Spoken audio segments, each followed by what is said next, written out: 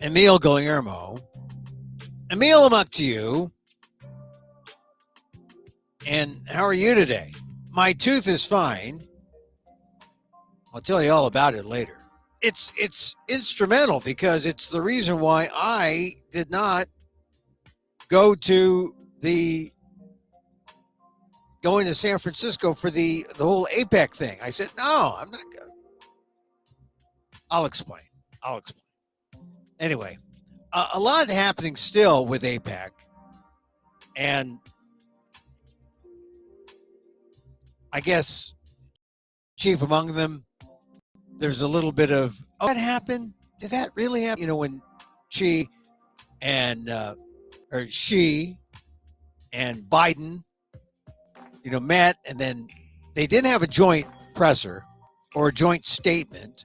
In fact, they all went off and did their own thing. She spoke to a business gathering where companies paid up to $40,000 for a table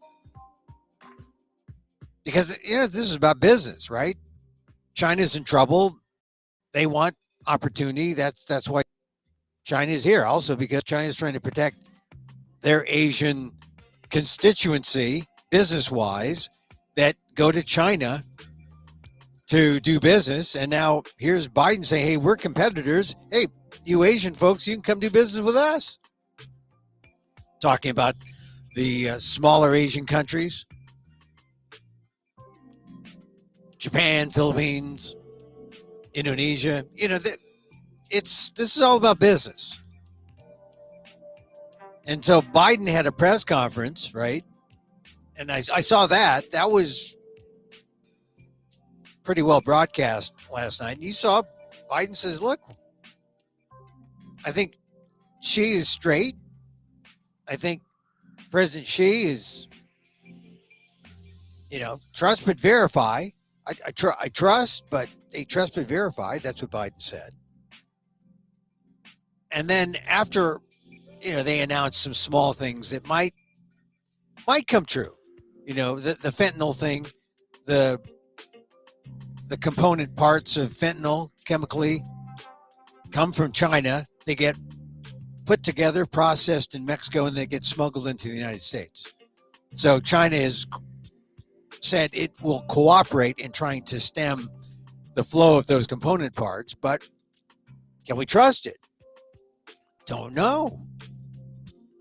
There was something about AI. Can we trust it? Don't know. One thing they said, and this is probably the most important thing, that, and maybe it's apropos to, this, the big takeaway from the summit, the side summit, really, China and the U.S. here. And that they're going to continue to talk. And if something goes wrong, they're going to pick up the phone and they're going to talk. That's what President Biden said. That's a big deal, especially if you're, say, Filipino and are concerned about the military activities in either South China, if you think the South China Seas all belong to China, or it's the West Philippine Sea. Those islands, the Spratly Islands, they are contested, although the Filipinos say that is their land, the Spratly Islands, and the Chinese continue to build airstrips and military operations on those islands. The Spratly Shoals, or not the Spratly Islands, there's some other shoals there. But the other day, Philippine boat was rammed by Chinese naval vessel. Philippines is an ally. Is that going to spark some kind of military or some kind of war-causing event? Fact is, now, it could, but now, if you take this agreement that Biden announced yesterday, that, hey, Xi and Biden, or their seconds, can pick up a phone, call, find out what's going on. Communications is open. That's the whole purpose of this meeting.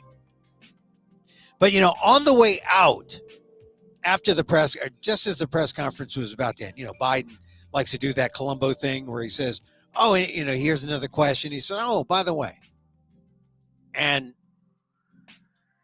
the reporter, MJ Lee from CNN, asked Biden, you use the term dictator, is President Xi a dictator? And Biden said, yeah. I mean, his exact words were, well, he is. It's a kind of unscripted truth that's both endearing, but also not exactly the most diplomatic thing to say after you've gone through this elaborate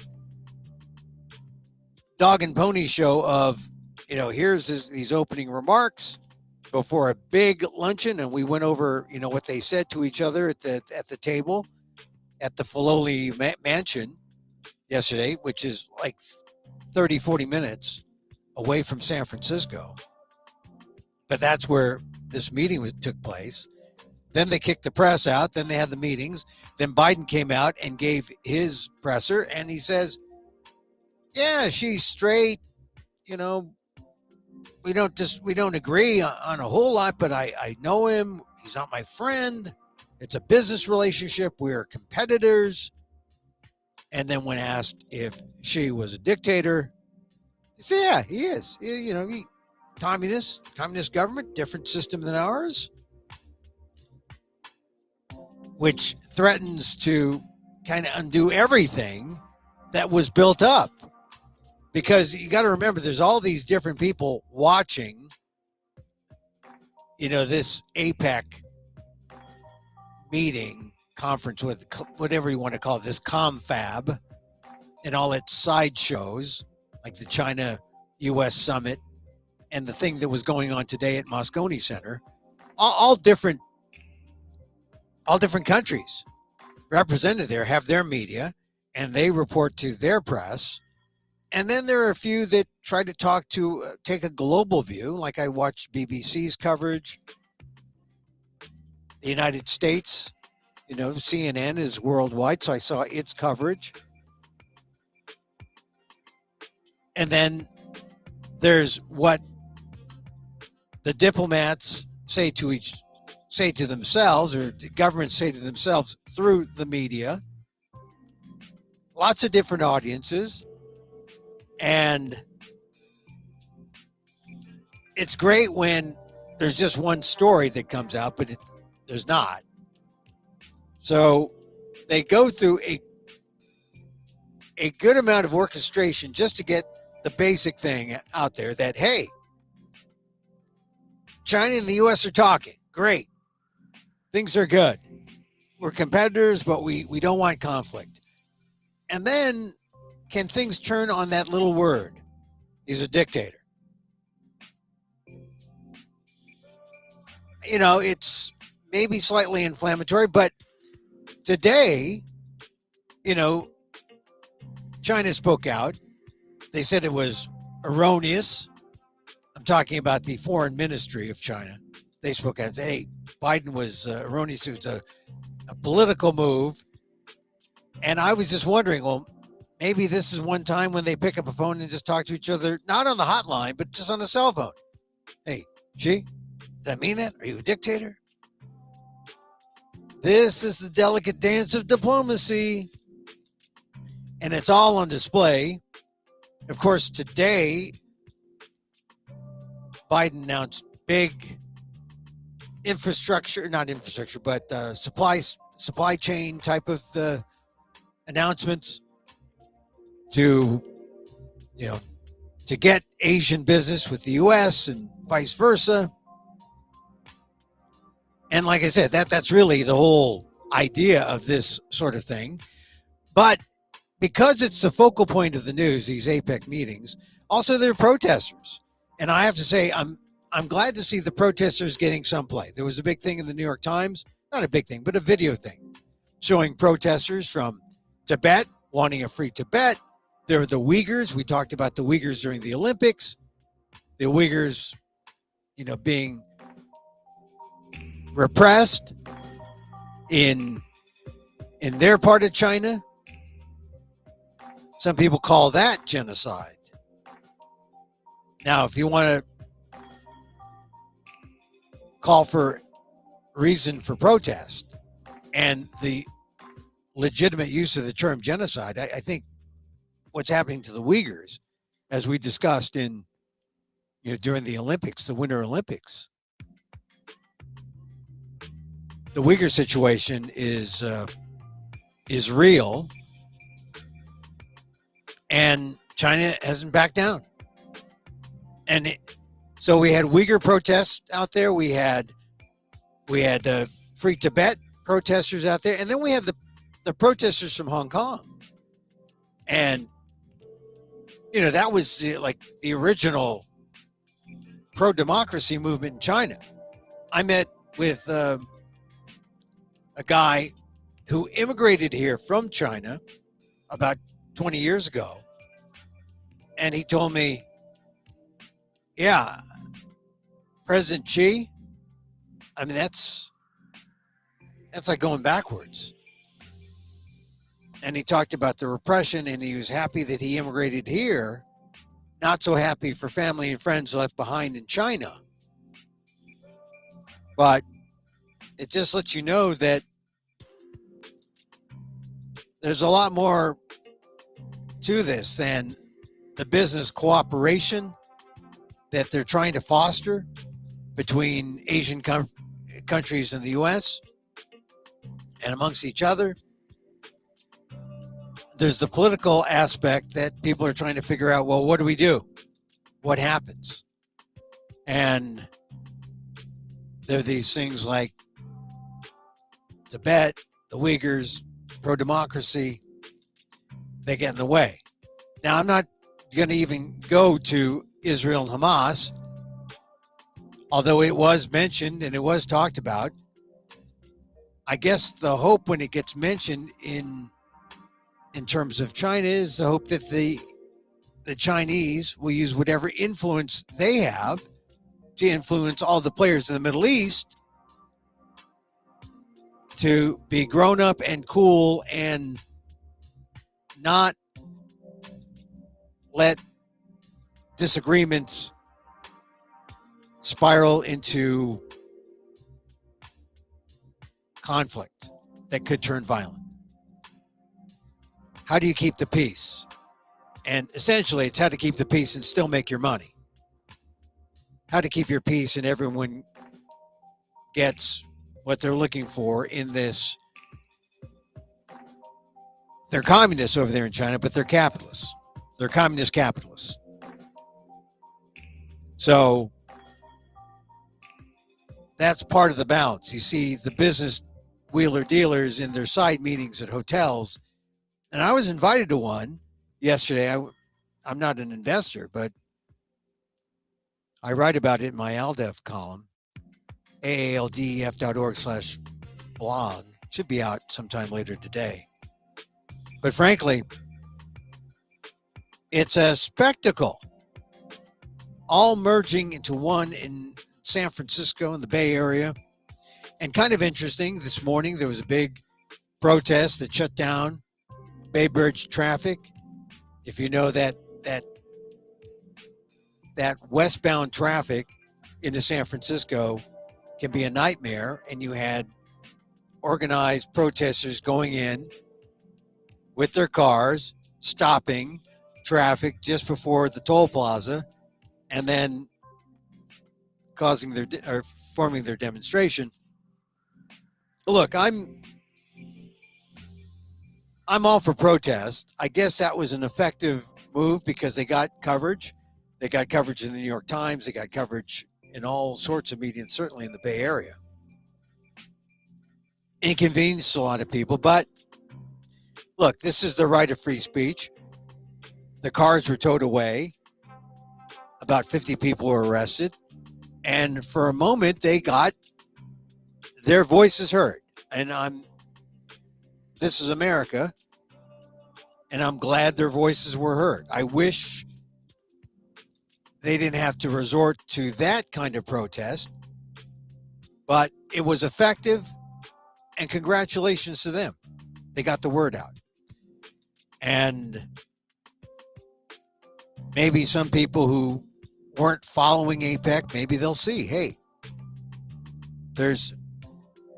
most of this, the demonstration on the Bay Bridge was a pro-Palestinian protest, but maybe people will see their side for a brief second if they catch this in the news. Just like maybe people will see for a brief second the Free Tibet side and the pro-Uyghur side and the pro-democracy, the stifled pro-democracy protesters from Hong Kong, their side. And maybe for a business person who is investing money, it'll make them stop and pause just for a bit before they say, I want to invest. Or maybe they'll say, maybe I shouldn't invest. This is part of the dialogue, part of the moral negotiation that people make before they decide to sign a check to the Chinese government or a Chinese company or to invest elsewhere. Or vice versa, for an Asian company to say, yeah, we're signing up with the U.S. I noticed when President Biden was giving his speech before the OPEC conference today, a general meeting, I believe it was, in Moscone Center, he was like very pro-U.S., as you'd expect. Like I said, he's looking for business too. Looking for business from Asian companies to say, look to the U.S. for supply chain needs. Look to the U.S. for commercial needs. That's what this was about. This whole meeting, and the side meeting yesterday in Woodside, California, at the Filoli Mansion, really just to open up a dialogue between two countries that have been really at odds since, well, January, February last year, when that weather balloon, the Chinese weather balloon, was over the United States and got shot down. That caused major tension. And then you had Nancy Pelosi going in August to Taiwan, which assured the Taiwanese but rattled Beijing. And that pretty much assured that communications were shut down after August. And now they're open again. So says Biden. Let's see if Biden picked up the phone, picked up his iPhone or whatever he has, and said, hey, look, this doesn't deserve a hotline call, but about that dictator thing. Can you see that? About that dictator thing. All right, so we'll see. We'll see how it all plays out, if it holds. Biden was quick to use the phrase trust but verify, the old Cold War standard phrase. When asked at the press conference, do you trust President Xi? Yeah. He's straight, Biden said. Straight. I spent a lot of time with him in translation with a translator in meetings. We know of each other, or we know each other. But trust but verify. So the other story that broke today that I want to talk about, and I'll get more to say about APEC as it winds down, especially I heard the question asked on television the other day, why should Americans care about APEC? And I'll get into that, if not today, then tomorrow's show. But definitely check out my column on the Asian American Legal Defense and Education Fund, ALDEF, aaldef.org/blog. All right, the other big thing that I think is worth commenting is George Santos is looks like they're going to expel George Santos. House lawmakers in both parties who voted against expelling Representative George Santos from Congress earlier this month now say they will support removing him in the wake of a damning House Ethics Committee report.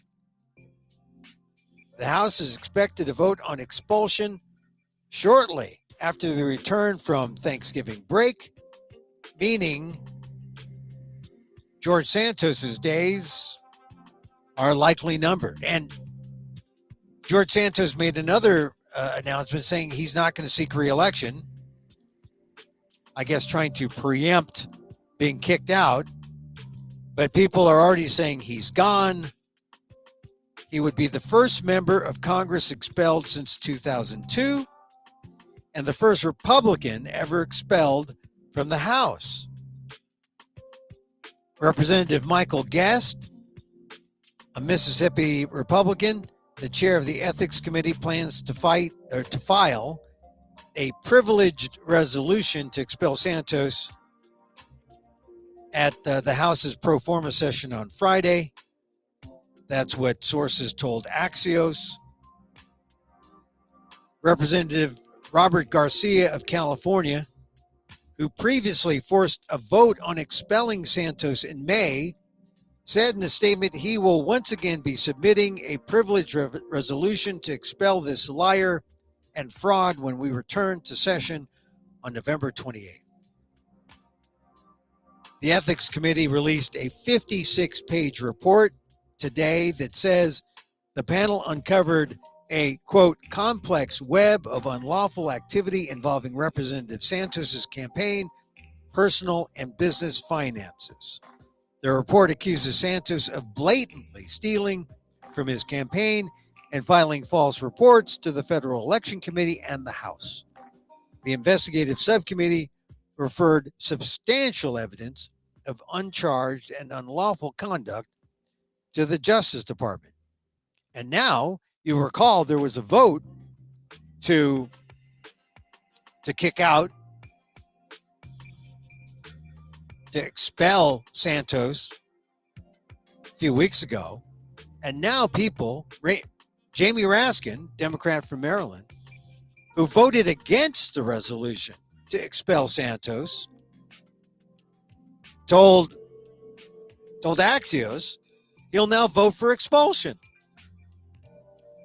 Because now I suppose there's evidence, and I could see how that divided up people. People who wanted to expel Santos, most of them Republicans, surprisingly, not as many Democrats. The Democrats would say, hey, look, you can't just expel someone. I think the Democrats were wanting the Republicans to wear Santos around their neck like an albatross for just a little while longer, right? I mean, that was why the Democrats kind of, with that gleeful grin, sort of said that we can't vote to expel Santos because, yeah, he's a liar, he's a cheat, he's no good, but who has the right to expel a representative except the people who put him in office, which is logical in a democracy, right? You do that in a democracy. But now, good folks like Jamie Raskin, Democrat of Maryland, who voted voted not to expel because of that logical thinking, are now saying after this House Ethics Committee report, he'll vote to expel. And I think it's going to be overwhelming against Santos. And I think the takeaway here is, God, George Santos thought he could be Donald Trump. And he's no Donald Trump. But you can see how people might get this idea. Oh, Donald Trump lies. Donald Trump breaks the law.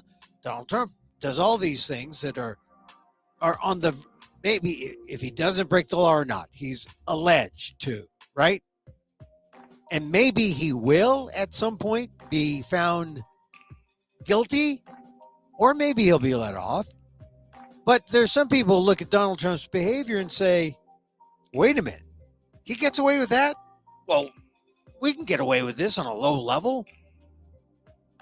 I mean, what did George Santos do except, he broke campaign violations, campaign donation violations. He shouldn't mix his funds. He shouldn't try to take funds from campaign, from donors and they use them for personal things. It's separate. Those are the rules. There are ethics violations there, and the evidence was mounting. But, Santos is thinking, look, I could do that. Look at what Donald Trump did. Look at what he did to democracy. Look at the threat to democracy that Donald Trump represents. And me, George Santos, what am I? I am chopped liver. Well, he is chopped liver, but now he's even more so. Because it looks like he will be expelled. But you got to say it really boils down to, we dragged this on for so long about George Santos from the very beginning, from when he got into office. And thank goodness a term is only 2 years. But he's dragged this out. And, what was his purpose? Was his purpose to achieve fame, infamy? I don't think he's rich out of any of this, but he does have a certain amount of, he got some news FaceTime. And I think, if he doesn't go to jail, we'll see if he survives this and falls on his feet. Because I'm sure his thinking was, I'm guessing, I'm speculating, that his thinking was, God, look at what Donald Trump did. I might lie, but I'm not that bad. Well, you analyze this, you say, yeah, maybe he has a point, but why do the Republicans stick with Donald Trump instead of George Santos? Why aren't any Republicans throwing a lifeline to George Santos? Maybe it's because he's not a terribly likable guy? Well, then Trump isn't either, really. So what is it?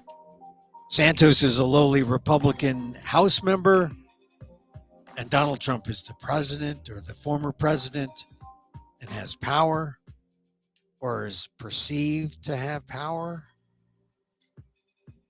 And when that's the currency, you compromise your ethics, you compromise your values, and you go with the powerful guy. It's politics, after all. But, yeah, it's kind of screwy, though, when you think about it. George Santos, they're going to throw him out. They're going to expel him. Donald Trump, man, they couldn't impeach him, or they impeached him. They couldn't convict him.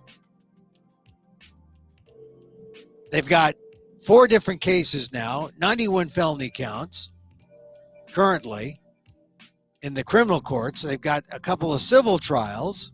He's already been found liable for sexual offense, and he's still the Republican frontrunner for president in 2024. This is how you know we have an awfully screwed up sense of values in the United States.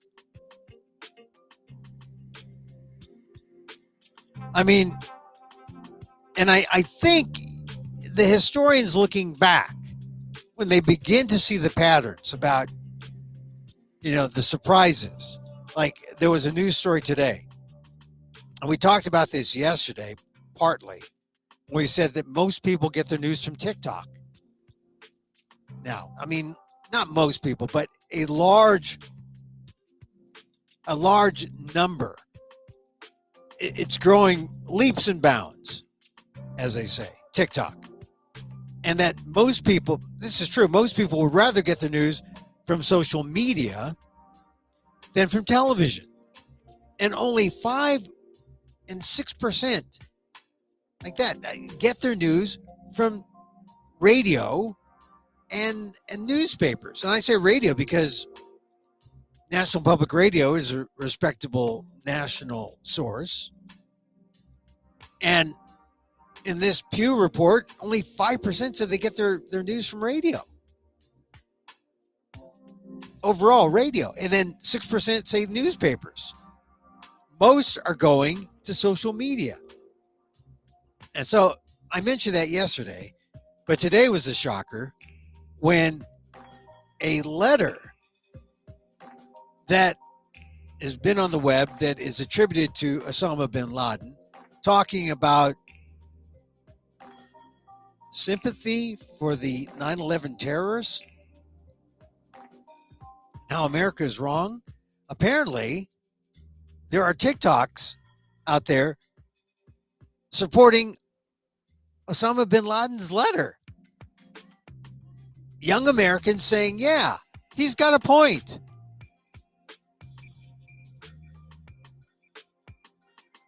So it's just another one of those patterns of what's going on here in America.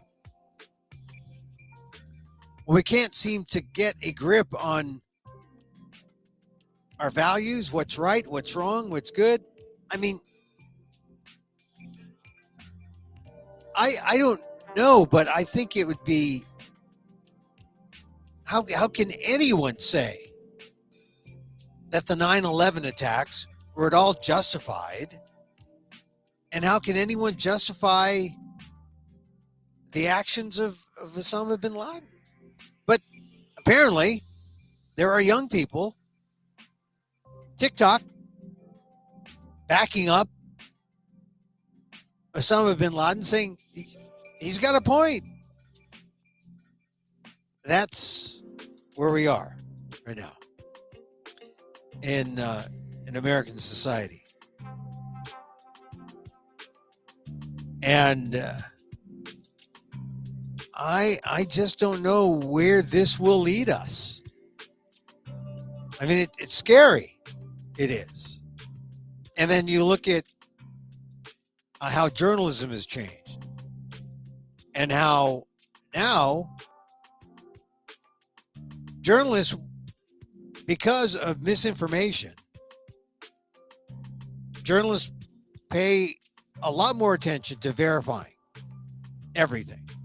They see a poll, they'll say they'll attribute, and if it's a reasonably trusted source, they will say, according to the New York Times or according to the Washington Post, according to Pew, if you take a poll. But now it's getting to the point where we got to conduct our own poll.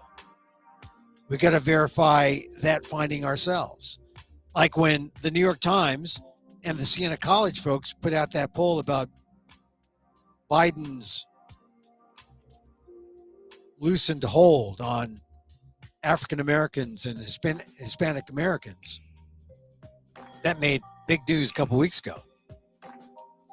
By election day, the New York Times had done their own poll, so they didn't have to quote or CNN did their own poll, so they wouldn't have to quote the New York Times Siena poll.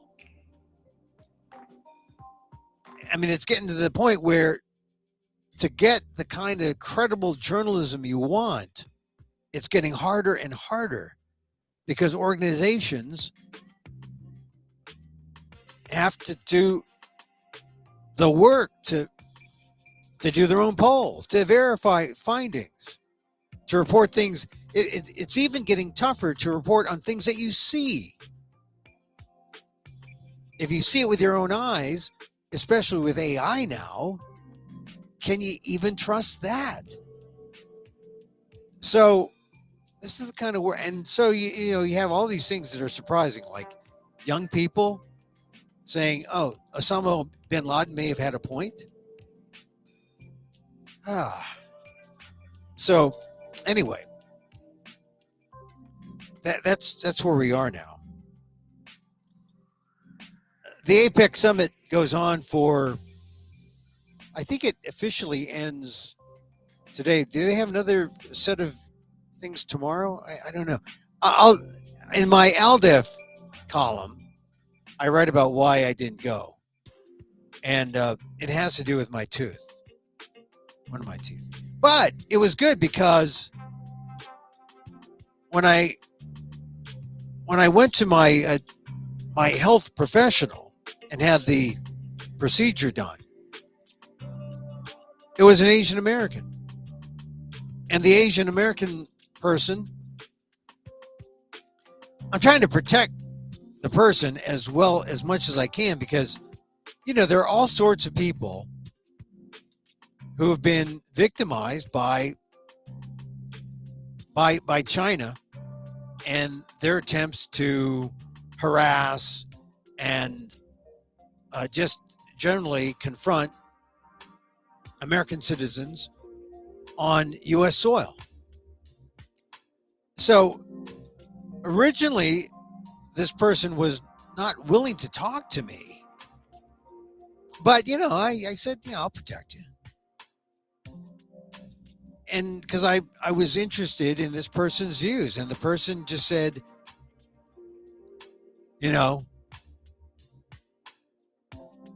President Xi is a step backwards. President Xi is like going backwards in time. We want to go forward in progress, and we don't want this tension to exist between our countries. I mean, this is a person that I was talking to who is really living the American dream and really represents why it's important that people see the value of democracy, because people from other countries come here, they become Americans, they do their work, their career, they do their business here, and they start families here, and we develop or evolve this common stake in each other, a common humanity. That means we have to have cooperation and peace. I mean, we can have disagreements, we can have conflict, but not violent conflict. I think it was Xi who said, the world's big enough for China and the U.S. And then President Biden said words to the effect that, hey, we're competitors, but we can coexist. So I think the spirit of APEC was captured by the small business health professional that I dealt with yesterday instead of going to the APEC convention or the APEC meeting. Because the whole point about having these kind of meetings so that we do business with each other is so that we realize how intertwined and interconnected we are. How cooperation and working together is the only thing that makes sense. And not a kind of bigfooting, bullying, we got more money, we got more missiles, we got more this. No, we have to work cooperatively. End the tension, open communications, talk.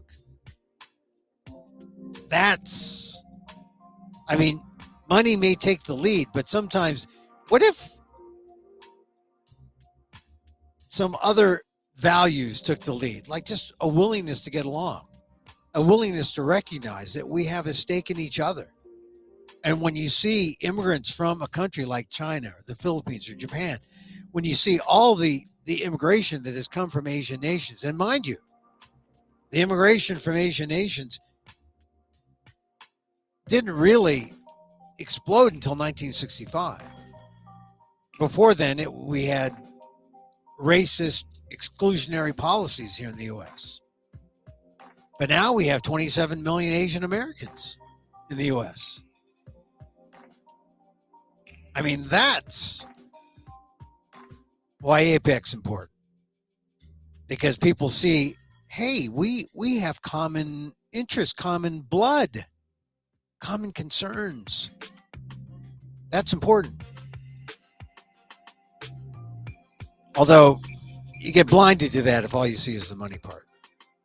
If all you see is, oh, we did billions of dollars in trade.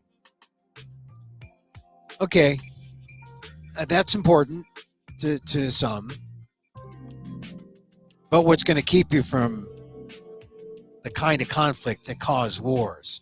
What's going to keep you from a lack of cooperation and tension is when you see each other as human beings. Which I suppose is why the face-to-face meeting at Filoli between Xi and Biden was important. After a year, they didn't have to Zoom. They could look at each other in the eye and understand they're both human.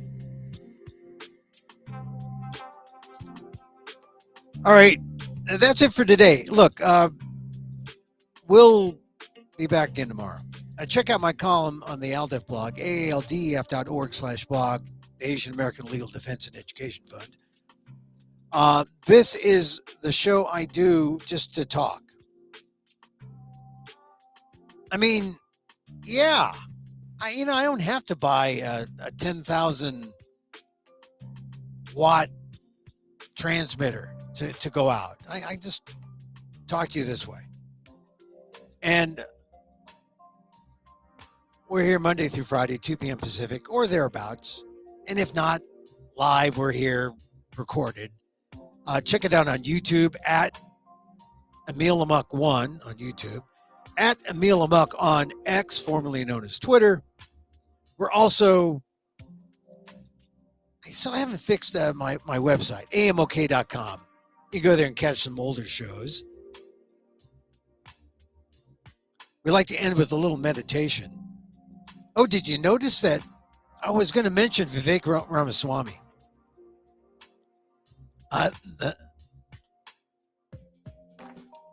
The latest polls show him dipping in New Hampshire, which is not a good sign. I saw him dipping last night when I was watching Abby Phillip on her show. And, I like Abby. I don't know her, but I think I like her better than Don Lemon. And she's been tested by a lot of just bombastic guests who come on her show and want to argue with her and shout her down or are patronizing. And she holds her own. She fights back. And she has so much cool that you wouldn't expect from, she's been around the block, but she's a little younger than, say, Wolf Blitzer. But she maintains her cool and doesn't let the person who says, will you let me finish my question? Will you let me answer? Those kind of people. You know the kind of people they are. When you see them on TV, you say, oh, no, not that person. And she's really cool and graceful. She was up against Vivek Ramaswamy, wanting him to answer whether or not Vivek Ramaswamy, as accused by Nikki Haley, was being sexist. When Ramaswamy seems to go after Ronna McDaniel, the GOP, goes after Haley, goes after the NBC moderator, Kristen Welker. And Vivek Ramaswamy really didn't have a good answer because he didn't answer it. And when Abby Phillip pointed that out, Vivek just went into full on. Will you let me answer? I will, full on patronizing mode. Just terrible. I mean, he's already lost 5 points in New Hampshire because of his arrogant type of attitude. And I think it's going to cost him because he's going to learn the George Santos lesson that he cannot be Donald Trump. I mean, that's the thing. George Santos thought he could be Donald Trump. Trump lies. Trump does this. I can do this. No, you can't, George Santos. You're not Donald Trump. People like Donald Trump more than you, George Santos. That's why you can't lie with the best of them. You can't lie at the Trump level because people still are beholden to Trump. You don't have that cult type of status. And now Ramaswamy is finding out he can't compete with Trump. He can't beat Trump Jr. and say, hey, look, I'm Trump. I think that's the thing. People realize, oh, no, he's just Ramaswamy. We don't like him. And he's not Trump. Oh, what does he lack that Trump has? Power. Oh, okay. Then we could dump Ramaswamy and just... Anyway, Vivek against Abby Phillip last night on CNN was just... It's tense. And because one last question that Abby Phillip brought up was, oh, and look at Trump. Trump used the term vermin. What do you think about that? She was asking for his response. And Vivek Ramaswamy just said, look, I want to talk about substance. And then he went into his campaign platform, which doesn't answer the question. And then he used vermin in an answer to say, and then look at San Francisco, the vermin there, how in San Francisco they cleaned up the streets. So he used the term, he was trying to be like Trump, using the term vermin, people he doesn't like, dehumanizing people. But yeah, he kind of, and then, everyone says goodbye, thank you, good night. But ooh, it didn't look good for Ramaswamy. And then I think his tailspin is accelerating. All right, so I think I got everything I wanted to mention today. So we like to meditate. We like to meditate because it's important just to do nothing. I heard an important stat today that said that like 2 out of 10 people actually who need mental health go out and seek it. Mental health care. I mean, it's an incredibly low number. I mean, there's not enough doctors, but mental health professionals. I mean, that's why you see the self-help professionals sort of rising because people need help. So I mention that because I started meditating just before the pandemic. It's really helped. So I like to close each show with a little meditation. The metta meditation, METTA, loving kindness. Because that's where you begin, with yourself. And so, as I wish for me, I wish for you. May you be safe. May you be happy. May you be healthy. And may you live with ease. Emil Guillermo here. Till next time. Mahal